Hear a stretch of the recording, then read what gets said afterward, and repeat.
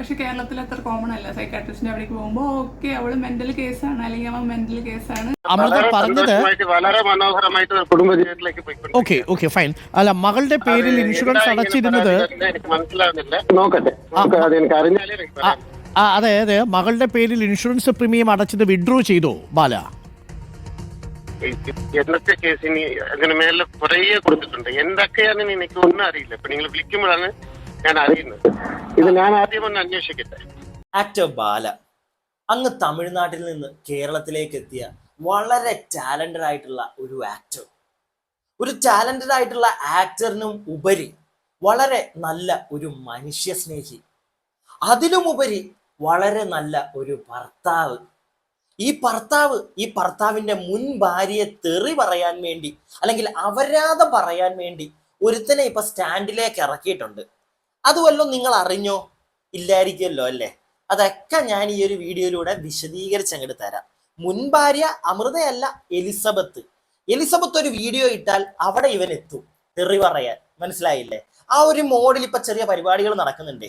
അതിലേക്കൊക്കെ നമുക്ക് വരാം. അതിനു മുമ്പ് ദ മെയിൻ ടോപ്പിക് അല്ലെങ്കിൽ the main talk of the town, Amritha Bala അവരുടെ ആ ഇഷ്യൂമായി ബന്ധപ്പെട്ട് ഇന്ന് നമ്മുടെ അമൃത റിപ്പോർട്ടർ ചാനലിൽ വന്നിരുന്ന കുറച്ച് കാര്യങ്ങൾ പറയുന്നുണ്ട്. അത് ഈ കഴിഞ്ഞ ദിവസം ഹൈക്കോടതിയിൽ നിന്ന് കുറച്ച് പേപ്പർ അമൃതയ്ക്ക് കിട്ടി. അപ്പൊ അതുമായി ബന്ധപ്പെടുത്തിയാണ് അമൃത ഇപ്പൊ വന്നിരുന്ന കുറച്ച് കാര്യങ്ങൾ സംസാരിക്കുന്നത്. നമുക്ക് അമൃത സംസാരിക്കുന്നത് കേൾക്കാം. അതിനുശേഷം നമ്മുടെ പ്രിയപ്പെട്ട ടാലന്റഡ് ആയിട്ടുള്ള ബാലച്ചേട്ടൻ പറയുന്ന കുറച്ച് കാര്യങ്ങൾ കേൾക്കാം. നിന്ന് തപ്പിക്കളിക്കുക, പോയി ഇപ്പം കൊച്ചിയിൽ നിന്നൊക്കെ സ്ഥലം മാറിയല്ലോ, വീട് മാറി ഇപ്പം വൈക്കത്താണല്ലോ. വൈക്കത്ത് കായലിന്റെ അടുത്തിരുന്ന് അണ്ണൻ കാറ്റൊക്കെ കൊണ്ട് അപ്പിയിട്ടോണ്ടിരിക്കുക. അപ്പൊ ആ ഒരു അപ്പീടൽ എന്ന് പറഞ്ഞു കഴിഞ്ഞാൽ കുറച്ച് വൃത്തികെട്ട ടൈപ്പ് ഓഫ്, കാരണം കായലിന്റെ അടുത്ത് കിടക്കുകയാണ്. അവിടുത്തെ കായലിൽ ഇപ്പൊ കുറെ നിങ്ങൾക്ക് അറിയാവോന്ന് അറിയത്തില്ല, ഈ കായലിലേക്കൊക്കെ ഈ കക്കൂസ് ടാങ്ക് ഒക്കെ പൊട്ടിച്ചു വിടുന്ന കുറെ വൃത്തികെട്ട പരിപാടികളൊക്കെ നമ്മൾ കേട്ടിട്ടുണ്ട്. അപ്പൊ അങ്ങനെ പോയി ചേരുന്ന ഈ വെള്ളം അണ്ണൻ ഡെയിലി അങ്ങോട്ട് ചാടി അണ്ണൻ കുളിക്കുന്നത്. അണ്ണൻ ഡെയിലി രാവിലെ ആകുമ്പോൾ അണ്ണന്റെ ഹെൽത്ത് ഒക്കെ സെറ്റ് ചെയ്യാൻ വേണ്ടി നേരെ കായലിൽ ചാടും. അപ്പം നമ്മുടെ അക്ക ഇങ്ങനെ ഇവിടെ ഇരിക്കും തോർത്തൊക്കെ കൊണ്ട്. അപ്പൊ അണ്ണൻ ചാടി കുളിച്ചിട്ടൊക്കെ വരുമ്പോൾ കുറച്ച് വെള്ളമൊക്കെ അകത്തോട്ട് പോകും. അപ്പൊ ഈ തീട്ട വെള്ളം, അപ്പൊ അതും കുടിക്കുന്നോണ്ട് അപ്പൊ അതകത്തോട്ട് പോകുന്നോണ്ട് തന്നെ അണ്ണന്റെ മനസ്സൊക്കെ ഇച്ചിരി തീട്ട വായ്പം. മനസ്സിലായില്ലേ? നേരിട്ട് ഇറങ്ങത്തില്ല, ഗെയിമിൽ നേരിട്ട് ഇറങ്ങത്തില്ല. പുറകിൽ ആൾക്കാരുണ്ട് അണ്ണന്റെ. അപ്പൊ അവരാണ് അണ്ണന്റെ മൊത്തത്തിൽ ഇറങ്ങുന്നത്, ആൾക്കാരെ തെറി പറയാനും ഭീഷണിപ്പെടുത്താനും ഇങ്ങനെയുള്ള പരിപാടിക്കൊക്കെ. അപ്പൊ എനിക്ക് ഈ വീഡിയോ അല്ലെങ്കിൽ ഞാനിപ്പോ അമൃത പറയുന്ന കാര്യത്തിലേക്കൊക്കെ പോകുന്നതിന് മുന്നേ എനിക്ക് ചോദിക്കാനുള്ള ഒറ്റ കാര്യം ഇതേ ഉള്ളൂ. ഇതുപോലുള്ള പരനാറുകളെ കൊണ്ട് നിറയുവാണല്ലോ ഈ കേരളം. കണ്ട നാട്ടിൽ നിന്ന് എല്ലാത്തിനെയും അടിച്ചോടിക്കും. എല്ലാം വന്ന് അടിയുന്നത് ഇവിടെ. എന്നിട്ട് ഇവിടെ കിടന്ന് കാണിക്കാവുന്നതിന്റെ അങ്ങേ അറ്റം കാണിക്കും. എന്നിട്ട് ബെൽറ്റ് കളിയാ. എന്റെ അണ്ണൻ ബാലാണ്ണൻ എന്നും പറഞ്ഞ് കുറെ എണ്ണം ജയ്യും വിളിച്ച് പുറകെ നടക്കും. എന്തിന്? ഇതിന് വേണ്ടി പുറകെ നടക്കുന്നവരൊക്കെ ഒന്ന് ആലോചിക്കുക. നിന്റെ വീട്ടിലൊക്കെ സ്ത്രീകളുണ്ട്. ഈ പരനാറ് ഇവിടെ കാണിക്കുന്ന കാര്യങ്ങൾ എല്ലാരും ഒന്ന് ഓർത്താ കൊള്ളാം. എന്തായാലും അമൃത പറയുന്ന കുറച്ച് കാര്യങ്ങൾ നമുക്ക് കേൾക്കാം, എന്നിട്ട് ബാക്കി. ഇപ്പോൾ എന്താണെന്ന് വെച്ച് കഴിഞ്ഞാൽ നമ്മളുടെ കഴിഞ്ഞ കേസിൻ്റെ കോഷ് ചെയ്യാൻ വേണ്ടിയിട്ട് അവരുടെ സൈഡിൽ നിന്ന് കുറച്ച് ഡോക്യുമെൻറ്റ്സ് ഒക്കെ ആയിട്ട് ഹൈക്കോടതിയിൽ കൊടുത്തിട്ടുണ്ടായിരുന്നു. അപ്പോൾ നമുക്ക് ഹൈക്കോടതിയിൽ നിന്ന് ഇത് വരുമല്ലോ, അങ്ങനെ വന്ന് അപ്പോൾ ഞങ്ങളും ലോയറും ഒക്കെ കൂടെ നോക്കുന്ന സമയത്ത് ഞങ്ങളുടെ മാരേജ് എഗ്രിമെൻറ്റിൻ്റെ ഒരു കോപ്പി അതിനകത്ത് അവരുടെ സൈഡിൽ നിന്ന് വെച്ചിട്ടുണ്ടായിരുന്നു. അപ്പം ആ ഡോക്യുമെൻറ്റ്സ് ഞങ്ങൾ പരിശോധിച്ചപ്പോൾ അതിലൊരു പേജ് മൊത്തത്തിൽ വേറെയാണ്, എൻ്റെ സിഗ്നേച്ചർ അടക്കം വേറെയാണ്. അപ്പോൾ ആ പേജിൽ പറയുന്നതെന്ന് പറഞ്ഞു കഴിഞ്ഞാൽ മോൾക്ക് ആകെപ്പാടെ കൊടുത്തിരിക്കുന്ന ഒരു ഇൻഷുറൻസ് പോളിസി ഉണ്ട് HDFCയിൽ. അപ്പോൾ അതിനെക്കുറിച്ച് സംസാരിക്കുന്ന ഒരു പേജാണ്. അപ്പോൾ അതിനകത്ത് മകൾക്ക് മെച്യൂർ ആയതിനു ശേഷം അവൾക്ക് മാത്രമേ എടുക്കാൻ പാടുള്ളൂ എന്നൊക്കെ ഡീറ്റെയിൽ ആയിട്ട് എഴുതിയിരിക്കുന്ന ഒരു കാര്യമാണ്. അപ്പോൾ ഈ ഡോക്യുമെൻറ്റ്സ് പരിശോധിച്ചപ്പം ഈ ഒരു സംഭവമാണ് മിസ്സിങ്. മാത്രമല്ല, എന്നിട്ട് ആ ഒരു ഫുൾ പേജേ ഫോർജ്ഡായിട്ടാണ് വെച്ചിരിക്കുന്നത്, മൊത്തം വ്യത്യാസം. അപ്പോൾ എനിക്ക് സംശയം തോന്നിയിട്ട് ഞാൻ HDFC ബാങ്കിൽ വിളിച്ച് ചോദിക്കും. അവിടെ വിളിച്ച് ചോദിച്ചപ്പോഴാണ് അറിയുന്നത് ആ ഇൻഷുറൻസ് മൊത്തം സറണ്ടർ ചെയ്യുകയും പിന്നെ അതിനകത്തുള്ള പൈസ മൊത്തം എടുക്കുകയൊക്കെ ചെയ്തു. അപ്പോൾ കേസ് നടന്നുകൊണ്ടിരിക്കുന്നത് കൊണ്ട് തന്നെ ലീഗൽ അഡ്വൈസ് എങ്ങനെയായിരുന്നു, നമ്മൾ ഇതൊരു കേസായിട്ട് മുമ്പോട്ട് പോകണം, നമുക്ക് അങ്ങനെ ഒരു കേസായിട്ട് പോകാനൊന്നും ആഗ്രഹിച്ചിട്ടുണ്ടെന്നല്ല. കാരണം പാപ്പുവിനാണെങ്കിൽ പോലും ഞാനാണിപ്പോൾ അവളുടെ ഒരു ഗാർഡിയനല്ലേ, അപ്പോൾ അവൾക്ക് അവകാശപ്പെട്ടൊരു സംഭവമാണ്. അവൾക്ക് ആകെ കിട്ടുന്ന കുറച്ച് മെച്യൂർ ആയതിനു ശേഷം ആകെ കിട്ടുന്ന കുറച്ച് പൈസയാണ്. അതും എടുത്തു എന്ന് പറയുമ്പോൾ അത് ഭയങ്കര വിഷമമുള്ളൊരു കാര്യമാണ്. അത് ഭയങ്കര വിഷമമുള്ളൊരു കാര്യം തന്നെയാണ്. മിസ്റ്റർ ബാലച്ചേട്ടൻ താങ്കൾക്ക് എങ്ങനെ പറ്റുന്നു ഇതുപോലുള്ള വൃത്തികേടുകൾ കാണിക്കാൻ? സ്വന്തം മകളല്ലേ നിങ്ങൾ, നിങ്ങളുടെ ഭാര്യ, മുൻ ഭാര്യയ്ക്ക്, അതായത് അമൃതയ്ക്ക് നിങ്ങളൊന്നും കൊടുക്കണ്ട, പോട്ടെ, അവരത് പറയുന്നുണ്ട്, അവർക്ക് വേണ്ട, നിങ്ങൾ കൊടുക്കണ്ട. നിങ്ങൾ ഉണ്ടാക്കിയ കുഞ്ഞല്ലേ മിസ്റ്റർ, അതിന് നിങ്ങൾക്ക് എന്തെങ്കിലും കൊടുത്തൂടെ? ആ കൊടുത്തത് ഓൾറെഡി കൊടുത്തു വെച്ചിട്ടുണ്ട് കുറച്ചെന്നാണ് പറയുന്നത്. ആ കൊടുത്തത് മൊത്തം അവൻ പിന്നെയും വലിപ്പിച്ച്. ഒന്ന് ആലോചിച്ച്. ഇതാണ് ബാലച്ചേട്ടൻ, മിടുക്കനായിട്ടുള്ള മനുഷ്യ സ്നേഹിയായിട്ടുള്ള, ഓരോ സ്ഥലത്ത് ഓടി നടന്ന് ഓരോ സ്കൂളിലും പിള്ളേർക്കും ഒക്കെ ഇവൻ കൈ നിറച്ച് കൊടുക്കുന്നത് ഇങ്ങനെ കാണിക്കാറുണ്ട്. ഇതൊക്കെ ഞാൻ അന്നൊക്കെ പറയുമായിരുന്നു, ഇവൻ ഈ ചെയ്യുന്നതൊക്കെ ഇവൻ വീഡിയോ എടുത്ത് ഇവന്റെ ഇൻസ്റ്റാഗ്രാം വഴിയും നാട്ടുകാരെ കാണിക്കുന്നുണ്ട്. ആരെയും കാണിക്കാതെ ഇവനൊന്നും ചെയ്യുന്നില്ല. ഇവൻ എന്ത് ചെയ്താലും അത് നമ്മൾ അറിയുന്നുണ്ട്. നമ്മൾ അറിയാതെ പോകുന്നുണ്ടെങ്കിൽ ഇവൻ വേറെ ഏതെങ്കിലും ഇന്റർവ്യൂ കയറിയിരുന്നു. ഇനിയിപ്പോ കണ്ടോണം, ഇനിയിപ്പോ ഇന്നോ നാളെയോ മറ്റന്നാളോ ആയിട്ട് ഏതെങ്കിലുമൊക്കെ ചാനലിൽ വന്നിരുന്ന് നീ കഥ പറയും, ഞാൻ അത് ചെയ്തു, ഞാൻ ഇത് ചെയ്തു, ഞാൻ മറ്റേത് ചെയ്തു, ഞാൻ കുട്ടികളുടെ കുണ്ടി കഴുകി കൊടുത്തു. ഇതൊക്കെ ഇവൻ വന്നിരുന്ന് ഇനിയും പറയാൻ തുടങ്ങും. ഇവന് നിങ്ങൾക്ക് എത്ര പേർക്ക് ഇത് മനസ്സിലായെന്ന് അറിയത്തില്ല. ഇവൻ എന്ത് ചെയ്താലും ഇവൻ ആൾക്കാരെ കാണിച്ചേ ചെയ്യുള്ളൂ. അതെന്തിനാ? ഇവനൊരു പബ്ലിസിറ്റി വേണം. ഇവൻ അത് മാത്രമാണ് വേണ്ടത്. അല്ലാതെ നന്മ എന്ന് പറയുന്ന സാധനം ഉദ്ദേശിച്ചിട്ടാണെന്ന്, ഇവൻ എന്തെങ്കിലുമൊക്കെ ചെയ്യുന്നുണ്ടെങ്കിൽ അത് ഉദ്ദേശിച്ചിട്ടാണെന്ന് എനിക്ക് തോന്നുന്നില്ല. നിങ്ങൾക്ക് എത്ര പേർക്ക് അറിയുമെന്നറിയില്ല. ഇവന്റെ വൈക്കത്തില്ല വീട്ടിലേക്ക് വരെ ഇവൻ പല ഓൺലൈൻ മീഡിയാസിനെയും വിളിച്ച് അവിടെ എടുത്ത് ഇന്റർവ്യൂ പരിപാടി. ഇത് തന്നെയാണ് ഈ ബാല എന്ന് പറയുന്ന നടനെന്ന് എനിക്കിപ്പോ വിളിക്കാൻ താല്പര്യമില്ല. കാരണം ഇപ്പൊ സിനിമകളില്ല. ആരെങ്കിലും ഇവിടെ ഇനി ഇവനെ വിളിച്ച എനിക്കറിയില്ല, പോട്ടെ. ഇവന്റെ ഒരു ചേട്ടനുണ്ട് തമിഴ്നാട്ടിൽ സിനിമ എടുക്കുന്നത്, പോട്ടെ, നമ്മൾ അതിലേക്കൊന്നും പോകണ്ട, ഒരാളുടെ ഫാമിലിയിലേക്ക് വേണ്ട, ഞാൻ കയറുന്നില്ല. പക്ഷേ മൊത്തത്തിൽ ഉടായിപ്പ് ആ കുഞ്ഞിന്റെ ഇടം. അതുപോലെ തന്നെ എനിക്ക് അമൃതയോട് കൂടി ഒരു കാര്യം ചോദിക്കണം. വീണ്ടും എല്ലായിടത്തും വന്നിരുന്ന ആ കുഞ്ഞിന്റെ പേര് ഇങ്ങനെ എടുത്ത് പറയല്ലേ. എന്തോരം അത് എക്സ്പോസ്ഡ്. ഇനി അതിന് എക്സ്പോസ് ആവാനൊന്നും ഇല്ല. എല്ലായിടത്തും പാപ്പു. ഇന്ന് ആളുകളെല്ലാവരും ഈ പാപ്പു എന്ന് പറയുന്ന കേൾക്കുമ്പോഴേ ഓക്കെ, അമൃതയുടെയും ബാലയുടെയും മകൾ ഏറ്റവും കൂടുതൽ വിമർശിക്കപ്പെട്ട ഒരു കുഞ്ഞ്, ഈ രീതിയിലായിരിക്കും ആ കുഞ്ഞിനെ കാണുന്നത്. വീണ്ടും അതിന്റെ പേര് വലിച്ചിടാതിരിക്കുക. അത് ബാലയോട് ഇനിയും പറഞ്ഞിട്ട് കാര്യമില്ല, അതൊരു വിവരക്കേടാണ്. അതെല്ലാവർക്കും മനസ്സിലായതാണ്. അമൃതയോടാണ്. ആ കുഞ്ഞിന്റെ പേര് ഇനി എപ്പോഴും ഇങ്ങനെ വലിച്ച് ഇതിനകത്തോൾക്ക് ഇടാതിരിക്കുക. അത് ആ കുഞ്ഞിന് തന്നെ അത് ദോഷമായിട്ട് മാറും. ബാക്കി കുറച്ചും കൂടി അമൃത പറയുന്നുണ്ട്, അതും കൂടി ഒന്ന് കേൾക്കുക. അപ്പം വേറൊരു കാര്യം, മൊത്തത്തിലൂടായിപ്പെന്ന് ഞാൻ പറഞ്ഞ കാര്യം ഒറ്റ വാക്കിൽ ഞാൻ തീർത്തതാ.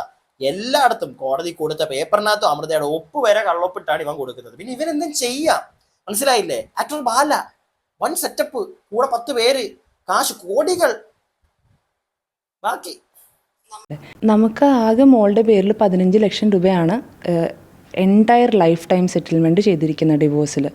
അതല്ലാണ്ട് വേറൊരു എക്സ്ട്രാ എമൗണ്ടോ അല്ലെങ്കിൽ വേറെ പ്രോപ്പർട്ടിയോ അങ്ങനെ ഒന്നുമില്ല. എൻറ്റയർ മകൾക്ക് വേണ്ടി ജീവിതകാലം മൊത്തം കല്യാണം, പഠിത്തം, ചെലവ് എല്ലാത്തിനും വേണ്ടി ഒരു 15 ലക്ഷം രൂപയുടെ FDയും പിന്നെ 1 ലക്ഷം രൂപ വീതം 7 വർഷത്തേക്കുള്ള ഒരു ഇൻഷുറൻസ് പോളിസിയും. ഇത് മാത്രമാണുള്ളത്. ആ ഇൻഷുറൻസ് പോളിസിയാണ് നമുക്ക് ആക്ച്വലി ഇദ്ദേഹം അടയ്ക്കുന്നില്ല എന്നും അടച്ച് നമുക്ക് റിസീപ്റ്റ് തരണം എന്നാണ് എഗ്രിമെൻറ്റിലുള്ളത്.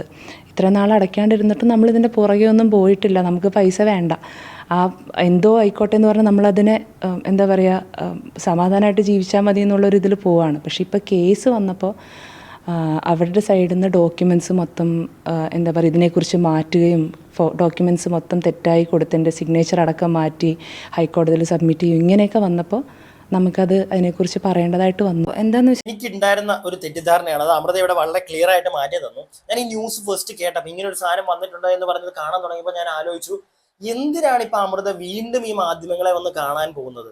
അതായത് വീണ്ടും ആ കുഞ്ഞിന്റെ പേര് മാധ്യമങ്ങളിലേക്ക് കൊണ്ടുവന്നിട്ട് വീണ്ടും അതിനെയും കൂടി ഒരു ചർച്ചാ വിഷയമാക്കി മാറ്റി. ഞാൻ ഫസ്റ്റ് ആലോചിച്ചൊരു കാര്യമാണ്, എന്തിനാണ് ഈ കുഞ്ഞിനെ അല്ലെങ്കിൽ ഈ ഒരു വിഷയം വീണ്ടും ഇവർ സ്റ്റാർട്ട് ചെയ്തത്? അതിനുള്ള ഉത്തരം അമൃത തന്നെ പറഞ്ഞു. അവരായിട്ട് ഇറങ്ങിയതല്ല. ബാലയുടെ ഭാഗത്തുനിന്ന്, ബാലയുടെ അഡ്വക്കേറ്റിന്റെ ഭാഗത്തുനിന്ന് കോടതി വഴി ഇവർക്ക് പേപ്പേഴ്സ് കിട്ടി. ആ പേപ്പേഴ്സ് കിട്ടിയപ്പോഴത്തേക്ക് അതിനകത്ത് മൊത്തം ഫേക്ക് ആയിട്ടുള്ള കാര്യങ്ങൾ, ഒപ്പ് വരെ കള്ളത്തരം. പിന്നെ ഇതേ കണക്ക് കൊച്ചിന്റെ പേരിലുള്ള ഇൻഷുറൻസും പരിപാടികളും ഒക്കെ പോയി. അങ്ങനെ വന്നപ്പോഴാണ് അവർ വീണ്ടും മാധ്യമങ്ങളുടെ ഫ്രണ്ടിലേക്ക് വന്നിരുന്ന് സംസാരിക്കാൻ വന്നിരിക്കുന്നത്. പക്ഷെ അപ്പോഴും എൻ്റെ ഒരു സംശയം, ഒരു കുഞ്ഞു സംശയം അവിടെ കിടപ്പുണ്ട്. എന്തിനാണ് നേരെ നിങ്ങൾക്ക് കോടതിയായിട്ട് സമീപിച്ച് അങ്ങനെ ഇതിനെ കൈകാര്യം ചെയ്താൽ പോരായിരുന്നോ? അല്ലാതെ എന്തിനാണ് ഇത് നേരെ മാധ്യമങ്ങളിലേക്ക് കൊണ്ടുവരുന്നത്? ഈ മാധ്യമങ്ങളിലേക്ക് ഇത് വന്നുകൊണ്ടാണ് ഇന്ന് ചാനലിലൊക്കെ ഇത് ചർച്ചയാവുന്നത്. നമ്മളെപ്പോലുള്ള ആൾക്കാരാണെങ്കിലും ഇത് റിയാക്ട് ചെയ്യുന്നതും നിങ്ങളുടെ കുട്ടിയെ വീണ്ടും എക്സ്പോസ്ഡ് ആയി കാണിക്കുന്നത്. അതിൻ്റെ ഒരു ആവശ്യം ഉണ്ടായിരുന്നു എന്ന് എനിക്ക് തോന്നുന്നില്ല. ഓക്കെ, ഇനിയിപ്പോൾ എന്തായാലും ഇതൊക്കെ കഴിഞ്ഞതിന് ശേഷം അല്ലെങ്കിൽ ഇതൊക്കെ കേട്ടതിന് ശേഷം നമ്മുടെ ബാലച്ചേട്ടൻ നിന്ന് വിറച്ചിട്ടുണ്ട്. പുള്ളി പറഞ്ഞിരിക്കുന്ന കുറച്ച് കാര്യങ്ങളുണ്ട്, ഒന്ന് കേട്ടേ അതും കൂടെ. ബാല, ഇങ്ങനൊരു പരാതി വന്നിട്ടുണ്ട്. ബാല മോളുടെ ഇൻഷുറൻസ് പ്രീമിയം അടച്ചത് വിഡ്രോ ചെയ്തു, ആ ഡോക്യുമെന്റ്സ് ഫോർജ് ചെയ്തു എന്നാണ് അമൃത പറയുന്നത്. ശരിയാണോ അത്? ഇപ്പൊ നിങ്ങൾ വിളിക്കുമ്പോഴാണ് ഞാൻ ഇതൊക്കെ കേൾക്കുന്നത്. എന്താണുള്ളത് ഞാൻ അന്വേഷിക്കുന്നത്. കുറെ കേസ് പിന്നെയും വന്നു എന്നാണ് ഞാൻ അറിഞ്ഞത്. ഇപ്പൊ ഞാൻ ഒരു സ്വസ്ഥമായിട്ട് ഒരു മാരേജ് ലൈഫില് ഒരു പ്രശ്നമില്ലാണ്ട് സന്തോഷമായിട്ട് ജീവിക്കുന്നുണ്ട്. എന്തുകൊണ്ട് ഇങ്ങനെ പരാതികൾ പിന്നെയും പിന്നെയും വരുന്ന എനിക്ക് അറിയുന്നില്ല. ബാല, അമൃത പറഞ്ഞത് വളരെ മനോഹരമായിട്ട് കുടുംബജീവിതത്തിലേക്ക് പോയിക്കൊണ്ട് ഓക്കെ ഫൈൻ. അല്ല, മകളുടെ പേരിൽ ഇൻഷുറൻസ് അടച്ചിരുന്നത് എനിക്ക് മനസ്സിലാവുന്നില്ല. നോക്കട്ടെ, അത് എനിക്ക് അറിഞ്ഞാലേ എനിക്ക് പറയാം. അതായത് മകളുടെ പേരിൽ ഇൻഷുറൻസ് പ്രീമിയം അടച്ചത് വിഡ്രോ ചെയ്തോ ബാല? എന്നത്തെ കേസിന് അങ്ങനെ മേലെ കുറേ കൊടുത്തിട്ടുണ്ട്. എന്തൊക്കെയാണെന്ന് എനിക്ക് ഒന്നും അറിയില്ല. ഇപ്പൊ നിങ്ങൾ വിളിക്കുമ്പോഴാണ് ഞാൻ അറിയുന്നത്. ഇത് ഞാൻ ആദ്യം ഒന്ന് അന്വേഷിക്കട്ടെ. മകളുടെ പേരിലുള്ള ഇൻഷുറൻസ് എമൗണ്ട് അത് താങ്കൾ വിഡ്രോ ചെയ്തിട്ടുണ്ടോ എന്ന് ചോദിക്കുമ്പോഴും ഇവൻ നിന്ന് ഉരുണ്ട് കളിക്കുക. അല്ല, കുറെയൊക്കെ എന്തൊക്കെയോ സംഭവിച്ചിട്ടുണ്ട്, ഞാനൊന്ന് ഞാൻ തിരക്കട്ടെ. പിന്നെ ഇവൻ പറയുന്നത് മൊത്തം അവൻ നല്ലൊരു കുടുംബ ജീവിതത്തിലാണിപ്പോൾ, ഇവൻ ആ ജീവിതത്തിൽ ഇങ്ങനെ മുഴുകി ജീവിച്ചുകൊണ്ടിരിക്കുകയാണ്. നിനക്ക് ജീവിക്കാം അല്ലേ മിസ്റ്റർ ബാല? ബാക്കി 2 സ്ത്രീകളുടെ ജീവിതം നീ തകർത്തു. എന്നിട്ട് 3ാമതൊരു കല്യാണം കഴിച്ച് നീ സുഖിച്ചങ്ങ് ജീവിക്കുകയാണ്. നിന്നെ എല്ലാവരും വെറുതെ വിടണം. നീ കായൽക്കാറ്റും കൊണ്ട് തീട്ടവെള്ളവും കുടിച്ച് അവിടെ കിടന്നോണം. നിന്നെ ആരും ഒന്നും പറയരുത് അല്ലേ?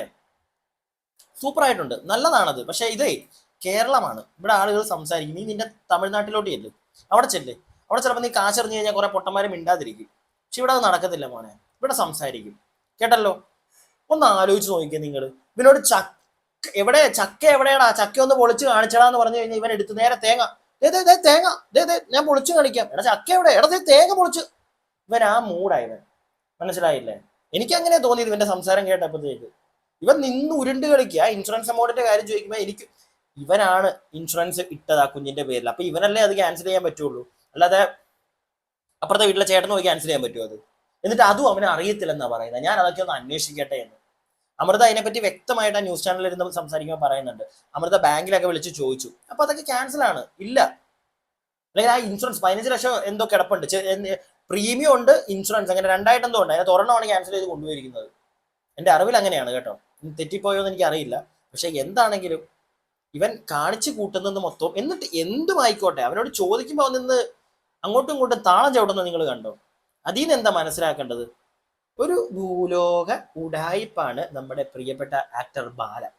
ഇനി അതൊക്കെ പോട്ടെ, ഇനി നമുക്ക് അടുത്തൊരു സംഗതിയിലേക്ക് വരാം. ഞാൻ തുടക്കത്തിൽ തന്നെ പറഞ്ഞ നമ്മുടെ എലിസബത്ത്, ബാലയുടെ മുൻ ഭാര്യ എലിസബത്ത് കഴിഞ്ഞ ദിവസം ഒരു വീഡിയോ ഇട്ടു. ഞാൻ അതിനകത്ത് ഒരു കുഞ്ഞു പോർഷൻ നിങ്ങൾക്ക് ഇവിടെ ഒന്ന് കാണിച്ചു തരാം. പ്രശ്നം ഈവൻ ചെറിയൊരു വർക്ക് സ്ട്രെസ് വന്നാൽ അവർ ഒന്ന് സൈക്കാട്രിസ്റ്റിനെ കണ്ട് ഒരു കൗൺസിലിംഗ് ഒക്കെ എടുത്ത് ആ സ്ട്രെസ് മാറ്റിയിട്ടായിരിക്കും അവർ വർക്കിന് പോകണ്ടാവുക. അത്ര കോമൺ ആയിട്ടുള്ള സാധനമാണ്. പക്ഷെ കേരളത്തിൽ അത്ര കോമൺ അല്ല. സൈക്കാട്രിസ്റ്റിൻ്റെ അവിടേക്ക് പോകുമ്പോൾ ഓക്കെ അവൾ മെൻ്റൽ കേസാണ് അല്ലെങ്കിൽ അവൻ മെൻ്റൽ കേസാണ് എന്ന് പറഞ്ഞ് പറയുന്ന ആൾക്കാരുണ്ട്. നിങ്ങൾ എത്ര പേര് അറിഞ്ഞെന്ന് അറിയില്ല. ഡോക്ടറാണ് എലിസബത്ത്. എവിടെയാണോ വർക്ക് ചെയ്തുകൊണ്ടിരുന്നത് അവിടെ നിന്ന് ഇപ്പം നാട്ടിൽ വന്നിട്ടുണ്ട്.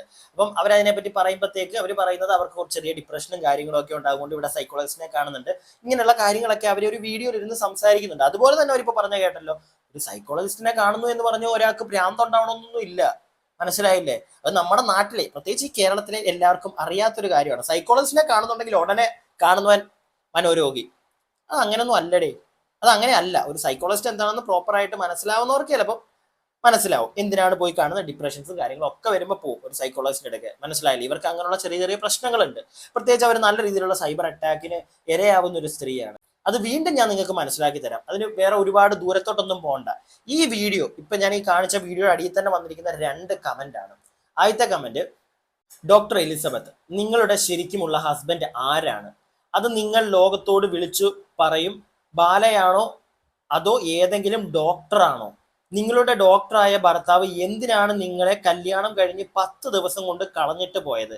അതിന് തക്കതായ കാരണമുണ്ട്. പിന്നെ നിങ്ങൾ എന്തിനാണ് തൃശ്ശൂരുള്ള ചിന്നു എന്ന് പറയുന്ന സൈക്യാട്രിസ്റ്റ്, ഞാൻ നേരത്തെ സൈക്കോളജിസ്റ്റ് എന്നാണ് പറഞ്ഞത്, എന്റെ മിസ്റ്റേക്കാണ്, സൈക്യാട്രിസ്റ്റിനെ കാണുന്ന എല്ലാവരും നേരത്തെ ഞാൻ പറഞ്ഞ കണക്ക് തന്നെ മനോരോഗി. സൈക്കോളജിസ്റ്റ് വേറെ, എന്നാലും സൈക്കോളജിസ്റ്റിനെ കാണുന്ന എന്തായാലും മനോരോഗം ഉണ്ടല്ല. സൈക്യാട്രിസ്റ്റിനെ കാണുന്ന ആളുകളാണെങ്കിലും സൈക്കോളജിസ്റ്റും സൈക്യാട്രിസ്റ്റും കൂടെ എന്നെ കൺഫ്യൂഷൻ ആക്കും. സൈക്യാട്രിസ്റ്റിനെ ആണെങ്കിലും ശരി, സൈക്കോളജിസ്റ്റിനെ ആണെങ്കിലും ശരി, 2 പേരെ കാണുന്ന ആളുകളും എല്ലാവരും ഒന്നും മനോരോഗികളാണ് എന്ന് പറഞ്ഞുകൊണ്ട് വരരുത് ഒരാളും. അങ്ങനെ വിചാരിച്ചിരിക്കുന്നവർക്ക് അങ്ങനെ വിചാരിച്ചിരിക്കുന്നവർക്കാണ് കുഴപ്പം, മനസ്സിലായില്ലേ? അപ്പൊ ബാക്കി എന്തിനാണ് അപ്പൊ അവിടെ പോയി ചിന്നു എന്ന് പറയുന്ന സൈക്യാട്രിസ്റ്റ് ഡോക്ടറിനെ പോയി കാണുന്നത്?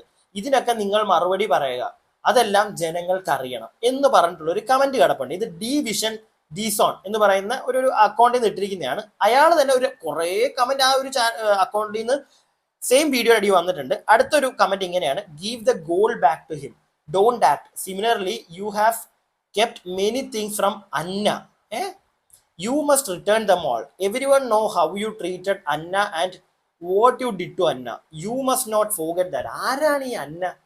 അല്ല അതെല്ലാം പോട്ടെ, ഈ കമന്റ് ഇട്ട ചേട്ടൻ ഇതെല്ലാം എങ്ങനെ അറിയാം? ഗോൾഡ് എലിസബത്തിന്റെ ഉണ്ടെന്നും അതുപോലെ തന്നെ ഈ അന്ന എന്തോ ചെയ്തെന്നും അതുപോലെ തന്നെ ഈ ചിന്നു എന്ന് പറയുന്ന സൈക്കാട്രിസ്റ്റിനെ പറ്റിയും ഒക്കെ എങ്ങനെ അറിയാം? നമുക്ക് സംശയം വന്നില്ലേ? എനിക്കും സംശയം വന്നു. അപ്പൊ ഞാൻ ഈ ഡിവിഷൻ ഡീസോണിനെ ഒന്ന് പോയി തപ്പി. അങ്ങനെ തപ്പിയപ്പോൾ ഞാൻ ഏറ്റവും അവസാനം എത്തിച്ചേർന്നത് ഈ ഒരു ഇൻസ്റ്റഗ്രാം അക്കൗണ്ടിലാണ്. ഒന്ന് നോക്കിയേ. അതായത് ഡീസോൺ പ്രൊഡക്ഷൻസ് കണ്ടല്ലോ. ഈ ഡീസോൺ ഒരു പ്രൊഡക്ഷൻ കമ്പനിയാന്ന് തോന്നുന്നു. അതിന്റെ ഓണറിന്റെ ഇർഷാദ് റഹ്മാന്റെ അക്കൗണ്ട് ആണിത്. ഇർഷാദ് കൂടെ നിൽക്കുന്ന ആരുടെ കൂടെയാ ഇർഷാദ് നിൽക്കുന്നത്? നമ്മുടെ പ്രിയപ്പെട്ട ഇർഷാദിന് നല്ല രീതിയിൽ ചൊളയെറിഞ്ഞു കൊടുക്കുന്ന ബാലച്ചേട്ടന്റെ കൂടെ. കാര്യം മനസ്സിലായല്ലോ? നല്ല രീതിയിൽ കാശ് എറിഞ്ഞിട്ട് ഓരോരുത്തന്മാരെ കൊണ്ട് ചെയ്യിപ്പിക്കുക. ഇതുപോലുള്ള തോന്നിവാസങ്ങൾ കമന്റ് ബോക്സിൽ പോയി എഴുതിയിടുക. ഇതാണ് ബാലച്ചേട്ടൻ ഇപ്പോൾ ചെയ്യിക്കുന്ന ഒരു പരിപാടി. ചെയ്യുന്നതെന്നല്ല, ചെയ്യിക്കുന്ന, അങ്ങനെ തന്നെ ഞാൻ പറയും.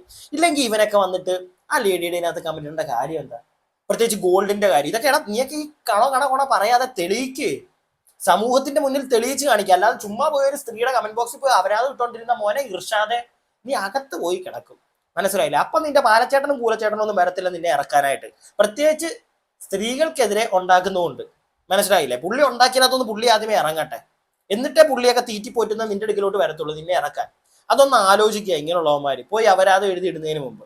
എനിക്ക് ഇത്രേ ഉള്ളൂ പറയാൻ, കൂടുതലൊന്നും എനിക്ക് പറയാനില്ല. ഇനിയും പറയാനുള്ളത് നിങ്ങളാണ്, വീഡിയോ കാണുന്നവരാണ്. കമന്റ് ബോക്സിൽ അങ്ങോട്ട് പറയുക.